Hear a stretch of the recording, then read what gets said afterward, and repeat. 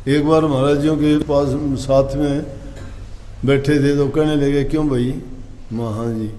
बोला कि ये धुन होती है क्या। देखो संतों की क्या अजीब बात होती है। मेरे पूछना क्या था, लेकिन जानना चाहते थे कुछ करता है कि नहीं करता है। मुझे ही सब कुछ देने वाले मेरे से कहते क्यों भाई ये धुन होती है क्या। माँ हाँ जी होती हैं। मुझे भी हंसी आई।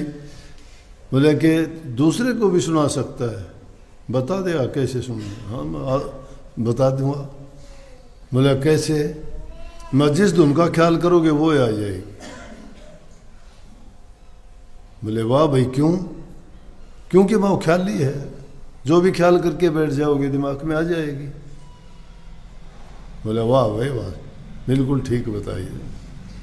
क्योंकि वो ख्याल ही है, वो काल्पनिक है हमारी चीज़ें, वास्तविकता नहीं है वो। हम कल्पना करते हैं कि ओह वहाँ जाऊँगा, वहाँ मुझे ये दिखाई देगा, वो धुन सुनाई देगी, वहाँ प्रकाश होगा, वहाँ इस तरह का प्रकाश होगा, उसके आगे ये होगा, उसके आगे वो होगा।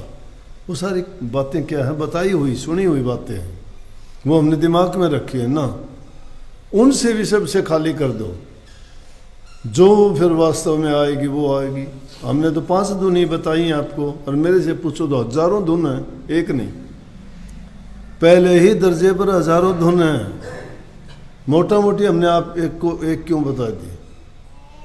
आप पूछ सकते हो एक क्यों बताई। फिर वो क्यों है एक नहीं, उससे पहले तो कितनी प्रकार की, कहीं आंधी जैसी साएं साएं की, कहीं कीट पतंगे जैसी आवाज़ होगी, कहीं ची ची पी पी की आवाज़ होगी, कहीं चर चर भंभीरी की आवाज़ होगी।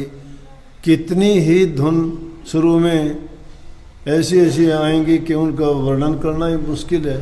फिर कहीं जाके अगर घंटे की धुन जो आती है तो उसका नंबर बहुत बाद में आता है। तो इन बातों में ना पढ़ के जो नाम मिला है ना, नाम का अभ्यास करो, अभ्यास करो।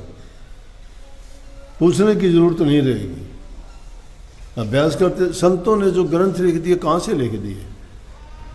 उन्होंने क्या किसी से पूछ के लिखे थे, या किसी ने बताए थे, या उनको कोई लिख के दे के गया था। नहीं, उन्होंने अंतर की खोज करी थी, वो वर्णन कर दिया।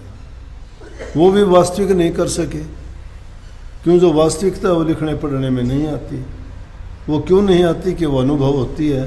अनुभव कौन करता है, सुरत करती है, जीव करता है, आत्मा करती है।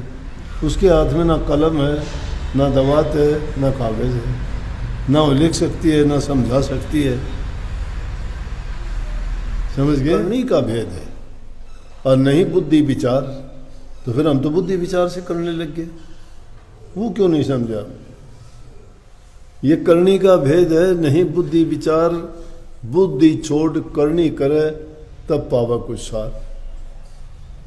विद्या के बारे में कह दिए, विद्या ये ज्ञान जो है ये क्या है, अविद्या है। ये अविद्या हे विद्या तू बड़ी अविद्या, ते संतन की कदर न जानी, संत केवल प्रेम के सिंधु, तो उल्टी बुद्धि कीचड़ सानी। ये बुद्धि कीचड़ से सनी हुई है, मतलब अनाप शनाप बेमतलब की बातें उठाती है। इसलिए बुद्धि के चक्कर में ना पड़ो।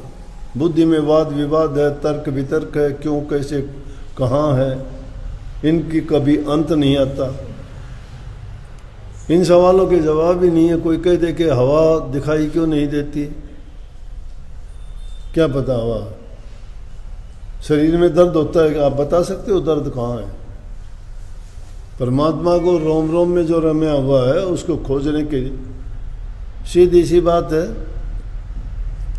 परमात्मा कण कण में मौजूद है। कण कण में मौजूद का मतलब है हमारे अंदर में ही है। हम सृष्टि का ही छोटा रूप है। उसको खोजोगे अंदर में मिलेगा। अभ्यास करो, अभ्यास करोगे तो क्या होगा कि आपको वो समझ आ जाएगी। नासमझी की गुत्थी सुलझ जाएगी। समझ जब तक आती नहीं तो आदमी की तब तक परेशानी जाती नहीं। समझ जिसको आ गई, बस गूंगे का गुड़ बता दिया उसको। गूंगा अगर गुड़ खा लेगा, उसको मिठास आनंद आएगा, तो आनंद का वर्णन नहीं कर सकता ना, खुशी से नाचने लग जाएगा। और उसको पूछोगे क्या बात है, क्यों नाचता है, कैसे बताए, उसकी जबान नहीं है बेचारे की। वही हाल हमारी सूरत का, जीव का है। उस रूह का है, वो रूह बता नहीं सकती कि वो क्या है, कैसे है, लेकिन हाँ जिसने अनुभव हो गया उसको पता लग गया कि क्या है। तो जो भी मैंने भी एक शब्द में लिखी कि अनुमान तो सभी कया, प्रमाण कहने में नहीं। अनुमान कह सकते हैं, अनुमान प्रमाण नहीं है।